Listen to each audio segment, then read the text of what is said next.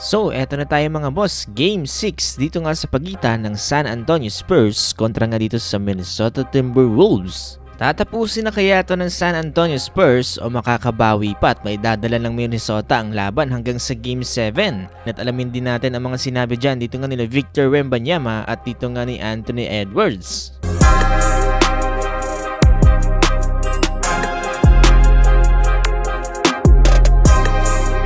So, balik sa bahay ng Minnesota Timberwolves dito nga para sa Game 6. Ngayon mga boss ay abante na sa isang pagkapanalo eto ng San Antonio Spurs sa standing na 3-2. Ito ay matapos nga nilang talunin etong Minnesota Timberwolves sa Game 5 sa final score na 126-97. Malaking bagay din yung pagbabalik ni Victor Wembanyama at ito nga ay matapos siyang ma-eject dito nga sa game. Yung mga nagsasabi na naging malaking tulong yung naging pag-uusap dito nga ni Victor Wembanyama at ito nga ni Coach Greg Popovich.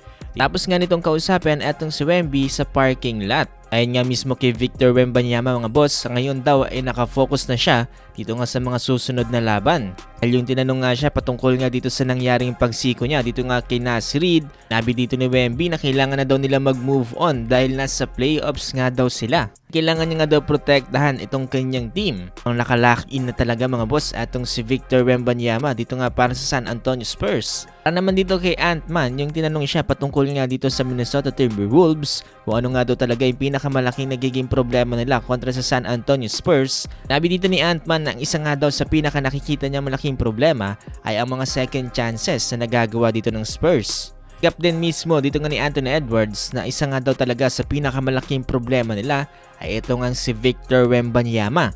Yung mga ginagawa daw kasi minsan ni Wemby ay basically wala daw talaga silang mga sagot doon. Asa na nga lang daw siya na minsan sana nga daw ay magmintis etong mga tira ni Wemby. Kinakailangan daw nilang pagbutihan pa sa mga susunod na game at bawasan nga daw yung mga mistakes na nagagawa nila.